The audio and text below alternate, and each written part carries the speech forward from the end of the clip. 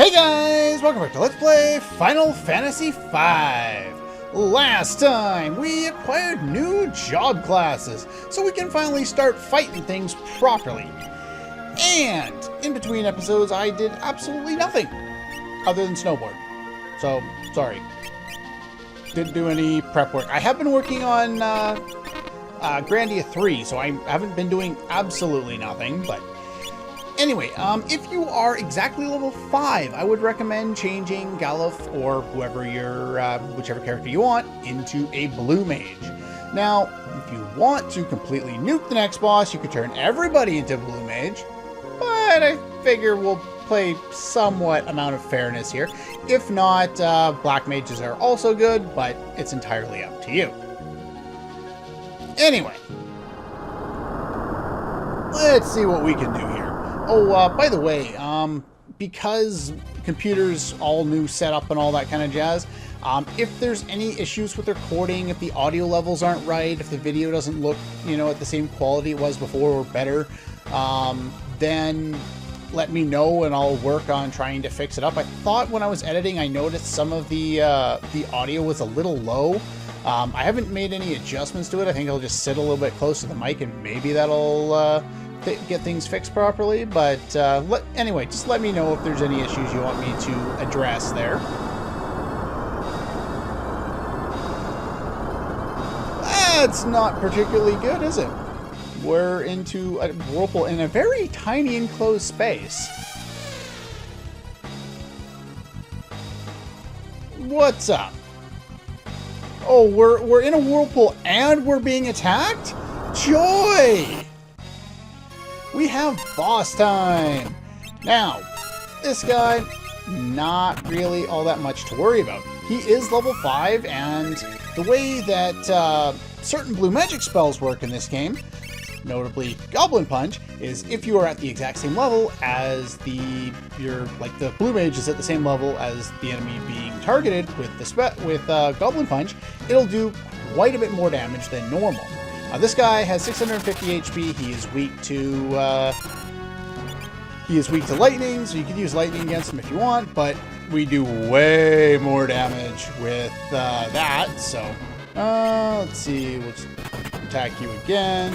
Unfortunately, that kind of nukes my strategy because there's not a whole lot we can do. Pretty much just, you don't have to cure every single round, but it keeps your HP up to do it that way. That is an ability that lowers your HP to under 10. That's one of the things they do in this game a lot, is they lower your HP under 10. If you're not exactly at level 5, if you didn't do as much, 1 or 2 extra battles that I did, or if you did too many and you're already level 6, just use the Bolt spell. He's weak to Bolt. It'll do about 150 damage to him. If you want to deal, be like really powerful in this fight, turn everybody into blue mages or everybody into black mages and just annihilate them. You could turn, everybody into monks too if you wanted. They do a decent amount of damage, but you'll probably get more damage out of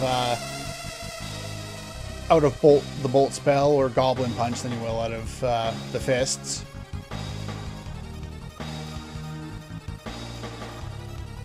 Yeah, but you're not showing me that. No, I give this game, I cut it some slack. I don't expect it to show me the animation of, that happening. That was what we dealt with back in the day. We actually had to imagine what was happening, even though it was, a visual medium. But that's fine. No big deal. This, on the other hand, is kind of a big deal. We're losing our serpent. And not only was that serpent basically a brother to Ferris, but that was our mode of transportation. We're adrift at sea. I would not suspect very well. Yeah, probably a good idea.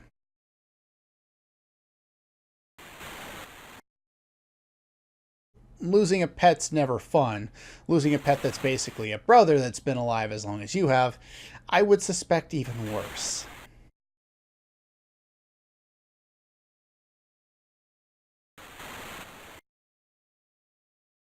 Well, at least, we would suspect that Sildra should be able to you know, not have to try and breathe air, so swimming in water shouldn't be too much of a problem. Just hope Sildur was able to fight off whatever was left of that weird boss. At least I guess that's what's supposed to be attacking him, and not it's like, you know, some whirlpool is attacking him or something. I don't know. We're just going to sit here and kind of do very little. This is the game's idea of telling you that we're at a drift and, you know, it's all up to the winds. Even though the animation on the water shows it all moving the same way, but that's fine. Whatever. I'm going to poke lots of holes in this game. It's one of those older games that you can poke a lot of holes in, but it's also still, you know, like, it doesn't diminish your enjoyment of the game. It's one of the things I liked about a lot of the older titles. You know, some of the newer ones, you know, you expect a lot more out of them because they have all of these different abilities, you know, the animation styles and different things that you can do with the animation now that we have access to all of these different, you know, being able to animate this or do a cutscene here or change the whole screen. We couldn't really do a lot of that back in, you know, Super Nintendo days. But some of these newer games, you know, they still make a lot of these same mistakes, and just we expect them to not make those type mistakes anymore, where back in this day, yeah, you kind of cut them some slack. But anyway, we're at the shipyard, graveyard, something, home of the undead. Yeah. Well, this doesn't seem like a great idea. Anyway, we just fought a boss. Let's go down here. Is it this one or is it the other one? Okay, that door is locked. We'll go over to the other side. Pretty sure that we're allowed to sleep in one of these rooms for free. At least I think. Yeah, there we go. So yeah, we just spent, well, why does Gullif get the bed? What the hell? I guess he has seniority, but I would suspect that this is Ferris's room, so he would get the bed, but whatever. But anyway, there's a free healing point there if you're so inclined. We're going to change you back to a black mage now. And I don't need to do anything else with that. So let's start roaming around on here and see if we can find some stuff. If you head down here, press the... Isn't it? Could have swore that's what unlocked it. Anyway, kick will be useful here because it hits everybody. Pretty much all the enemies around here are undead, so you can cast Cure as an offensive means of dealing with them if you want to. The one that just died, I think, is a Carcuser, whatever the hell those things are. And they are weak to lightning, and the skeletons are weak to fire. You can take them down with that. But at this point in the game, enemies are not really all that hard. You don't even need to exploit enemy weaknesses too much unless you're multi-targeting attacks. If you're single targeting, as long as they don't absorb it or nullify it, you're probably going to do a decent amount of damage anyway. And a bunch of characters gain job levels, and we got a dagger. Okay, sure, why not? Let's see here. We're going to change you into a knight. And the reason why I did this, and I'll kind of show this off here, now the ability command is opened up to us. So we can go in here and select build up, and we have a secondary ability on top of the other stuff we had. Guard is always going to be there if you're a knight, just like, say, steel will always be there if you're a thief, or black magic will always be there if you're a black mage. But we're able to set up a secondary ability to kind of give us a kind of a merging of jobs and a way of creatively putting different types of abilities from different job classes together. Build up, basically, you charge up for about half a turn, and then you attack for double damage. So it's actually really effective, even more so than other things that we get later in the game, like jump or... you know, the kind of the like that. So let's see, you're all good with your equipment there. And we're also going to change Ferris here. Ferris will turn you into a thief. The reason why they both had monk at the start was to get build up. Build up is pretty useful for both of them for quite some time here. So there's that. And so yeah, now both of us have daggers instead of having to deal with the knife. Sure, why not? I could have swore I just tapped the button. Ah, there we go. I'm not sure why that took so long and didn't want to work right away. But yeah, if you stand there and move around and tap the A button a bunch of times, you'll go down here, which gives us a new weapon for somebody else, a flail. Now, flails do the same amount of damage from the back row, so you don't need to move her up front, but it deals somewhat of a random amount of damage, so it's somewhat useful to have for a couple situations until we get something much better for her. Alright, now that you've noticed I'm kind of dashing there, now that we have access to the Thief as one of our job classes, we have the ability to dash by holding down the B button, which is going to make things a lot faster. Oh, no, not there. There's an item. So that's the second item I've got, I believe. There are a total of 9 items in this area, so we want to make sure we pick those all up. Well, yeah. How else are we going to get through there? I ran into a battle on the spot like that? Anyway, just as a demonstration of how build-up works, let's get a heal going there. We'll target some stuff. You can use build-up because of its delay, kind of as a way to kind of organize your attacks. So I've set up both of the characters to use build-up. And if I go like this and I use the fire spell is going to go first, which means that the enemy in behind him will actually be in the front row now, so that Bart's will deal more damage. So it's kind of an effective way if you want to do that. You can also use the flail, tip from the back row, and it does a reasonable amount of damage, even if it is kind of random. So there we go. Well, isn't that great? And we gain some levels, sure. Alright, so let's head down here. That's it? You give me one skeleton to fight. One skeleton. I'm not even cutting this out. I am far too lazy for that kind of thing. Alright. So down here, it's kind of hard to see with the mist, but over to my right here, there's a stairwell. And then down here, you see, I guess that's a pirate symbol, Jolly Roger or something like that. There's a whole whack ton of money in there. Ah, we got a new enemy here. I don't think there's anything particularly useful to steal around here. I actually didn't check a steal list prior to coming in here, but oh well. There's very few items that we can get from what I recall this early in the game, so I wouldn't worry too much about that. These guys are also, actually no, they're weak to bolts if I remember correctly. I should have targeted the guys in the front with build up, but nah, there we go. Oh well, he's dead anyway. So even though one of those guys is a little further back, they're both technically in the front row here. Sometimes it's difficult to tell who's actually in the front row and who's in the back row when it comes to enemies because of how they kind of set things up, but don't worry about it. For the most part, it's not a huge deal. Do I need to heal? No, I'm pretty good there. Let's see here. I think I go up first. Alright. And if we go down here, go around, we can get a Phoenix down out of that one.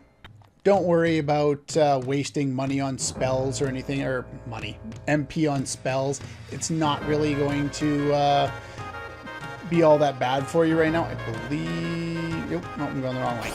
Yeah, you're not going to run out of MP too fast there. There's another stairwell here, a lot easier to see. I believe we go this way. I think there are some pitfalls around here or something like that.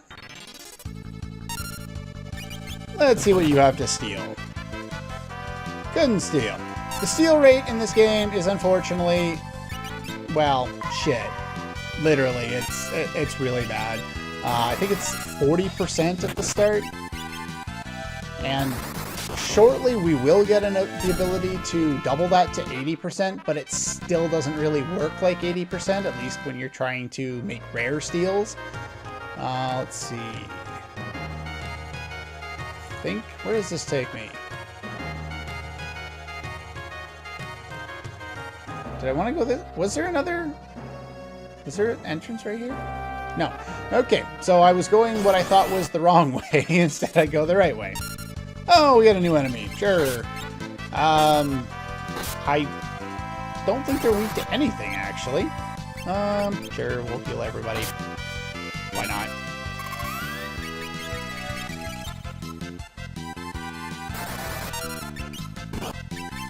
We'll target fire on everybody here. Probably should have just used a normal attack, but oh well. Instead of build up, but all finished. Nothing too much to worry about. We're going to gain levels relatively quickly early on in the game, as you might expect. Nope. Why did I do that? Controller is giving me grief. Okay, after that battle, I did learn some stuff there. I'm not going to go over every time I learn abilities with different characters, but with the knight we learned the cover ability, which I believe the knight has by default, so you don't have to worry about it. The thing is, each job will have something like guard. That's their main ability for the knight, but they also have some innate other abilities, like in this case cover. Someone else who learned an ability was Ferris. No. Which was passages, and the thief is allowed to see those hidden passages that we saw back in the beginner's hall. The thief also has the innate auto caution ability, which means that you'll never get back attacked if you have a thief in your party. That's a very useful ability in this game, where if you do get back attacked, a lot of time it does not end well. But anyway, we'll keep the thief going for now, we'll keep the knight going for now, white mage, black mage, that sounds pretty good. This place seems safe because there are beds here, so it must be safe. No peeking.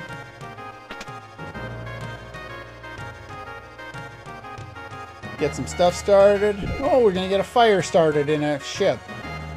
Somehow that doesn't seem like the best idea. But I guess we are surrounded by water, so maybe it won't be so bad. Let's dry our clothes. You're going to freeze if you do that. Well, I would suspect.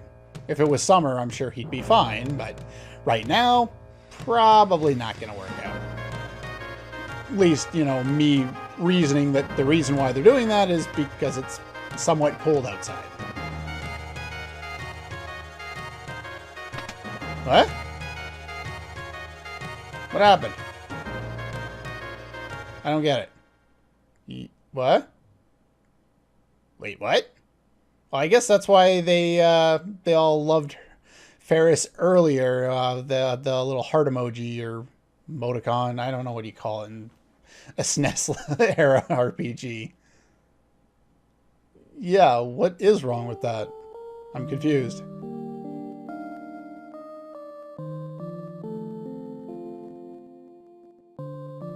Okay. Wouldn't they be able to figure that out when they first met you?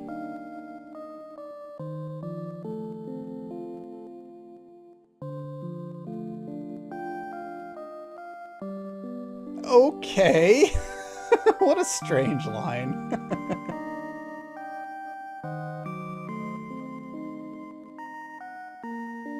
In fact, you're going to be one of my primary sources of DPS throughout most of the game, so yeah.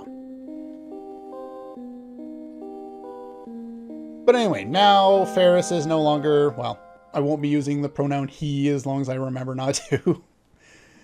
But I'm surprised I didn't slip up once, because, you know, obviously I've played this game, so I know that Ferris is actually a girl. I just, you know, had to play along with the game. Don't want to spoil anything, even though this game came out in 1992. And the old man is intelligent.